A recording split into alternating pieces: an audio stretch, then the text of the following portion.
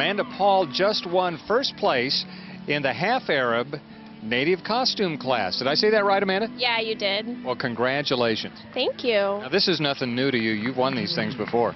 Yeah. You're very modest. Tell me about your horse. Obviously a half Arab. What's the other half? Half saddlebred.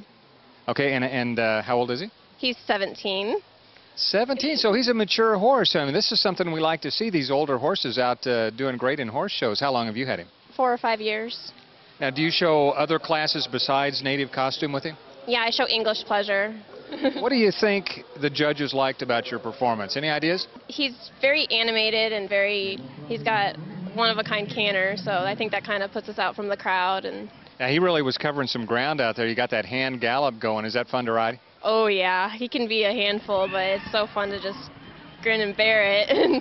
It looked to me like you had pretty good control of him the whole time. Yeah, I do. Well, let me ask you about your costume. Obviously, it's very much synchronized with what the horse is wearing. Where did you come up with this costume? Actually, my mom and I made it, which is kind of odd because, you know, people normally pay around $3,000 for a nice costume. So this is a homemade costume. Yeah. It looks awesome. I mean, where did you get the design for? Did you just think it up? Just watching other horses, you know, and You know, I didn't ask you what's your horse's name. his name is Night Hope. Night Hope. Well, he came through. The hope was with you today because you won, and I know you got to get him out there and walk him around and cool him down a little bit. Amanda, congratulations and thanks for being with us. Thank you. Not everyone has the time or talent to create an award-winning costume, so a lot of people turn to Jim Kellogg of Equine Regalia. Jim, you have one of the oddest professions I've run into. How do you describe yourself when you meet somebody, say, at a cocktail party, and they say, hey, Jim, what do you do for a living? I make Arabian costumes for the show horses and have done it for over 40 years. Now, how in the world did you ever get started doing something like this? I wanted a costume for my own horse, and my mother said, I am not sewing for a horse. So I decided that it was up to me to make the costume, and every time I made one, someone wanted to purchase it, so I just made another. You say made them. You don't mean you had them made. You actually sat down at the sewing machine and with the needle and thread and the rhinestones and all of that and made it yourself. I do. Now, you've got a wide variety of costumes in here.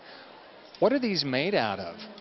The fabrics are purchased throughout the United States, trims as well, and looking at books and old other designs that are made from the Arabians. I've come up with the costumes. Some of them are authentic looking, some of them are Hollywood, some of them are in between.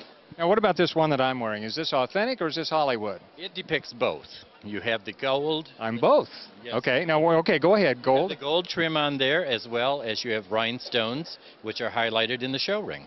Now, you also make costumes for the horses because these things all kind of are designed to go together, right? That's correct. What kind of pieces do you make for the horse? Okay, the bridle or the head stall, which consists of the cavesson as well, and 2 sets of reins. There's a poll cover, which covers right behind the horse's ear, the breast collar, the saddle cover, and then the croup cover, which goes behind the saddle. Now, some of those hang down pretty low, don't they? They do. I try and keep them about knee length so the horse is seen as well.